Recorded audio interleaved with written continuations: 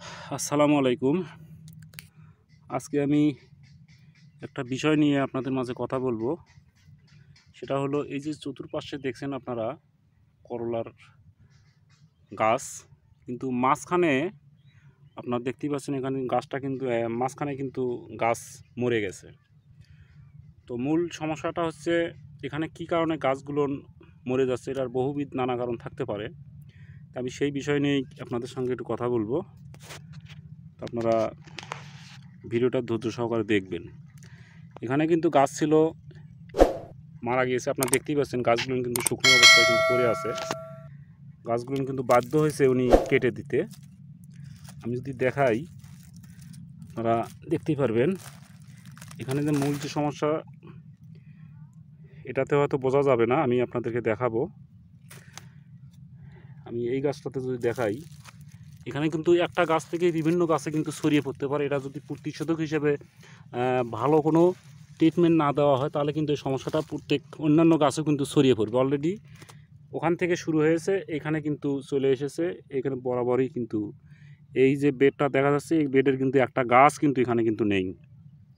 আপনারা দেখতেই পাচ্ছেন এখানে বেডের গাছ কিন্তু সব কিন্তু মরে গেছে।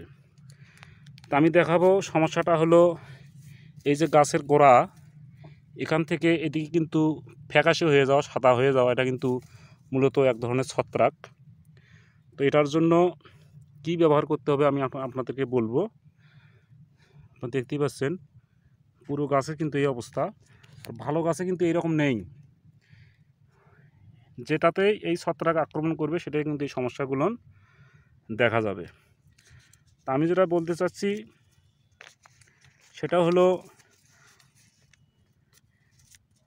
একটা আছে আপনার অ্যাজোমিল বা রিডোমিল গ্রুপেরই একটা ঔষধ। এটা যদি প্রতি লিটার 1 মিলি হারে মিশাতে হবে, এবং আর একটা আছে মল্টোভিন, এটা প্রতি লিটার 2 মিলি হারে। দুটাই একত্রিত করে যদি এখানে যদি এই গাছটাতে গোড়ায় যদি ভালোভাবে যদি ব্রাশের দ্বারা যদি ভিজিয়ে দেওয়া হয়, ভালোভাবে লেপ দিয়ে দেওয়া হয়, তাহলে কিন্তু এই সমস্যাটা থাকবে না। আমি আশা করছি আপনারা বুঝতেই পারছেন আমি কি বলতে চেয়েছি। এইভাবে করলে কিন্তু এটা কিন্তু সম্পূর্ণরূপে কিন্তু নিরাময় করা সম্ভব।